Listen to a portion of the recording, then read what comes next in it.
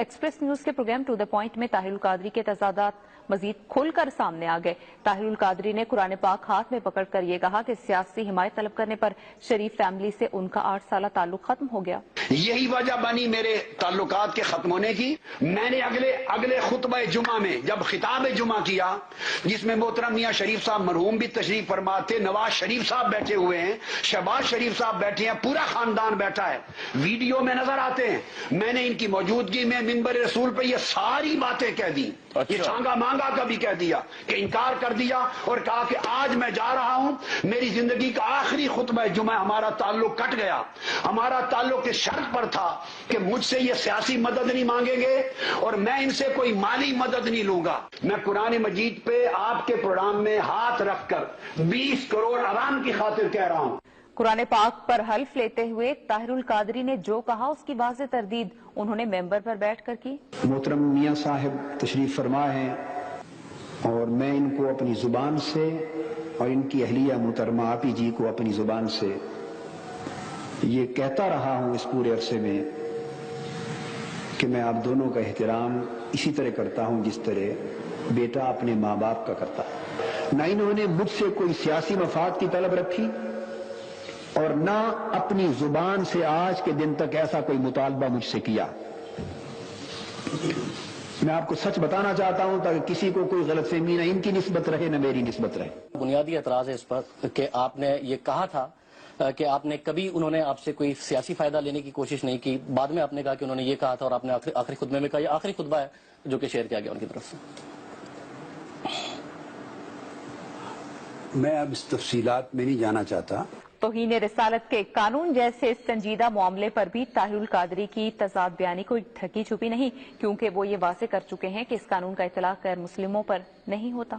Whatever the law of blasphemy is not applicable on non-Muslims. I personally belong to Hanafi school of law.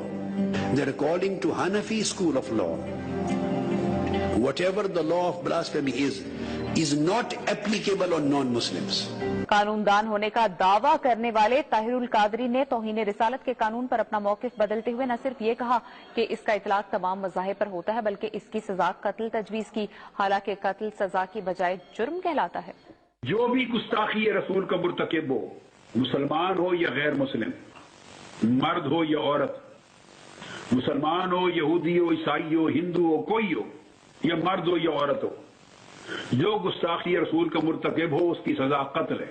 توہین رسالت کے قانون پر ایک اور کلا بازی کھاتے ہوئے طاہر القادری نے واضح کیا کہ ان کا ضیاء الحق سے کبھی کوئی تعلق نہیں رہا، لہٰذا وہ اس قانون سے مکمل طور پر لا تعلق ہیں۔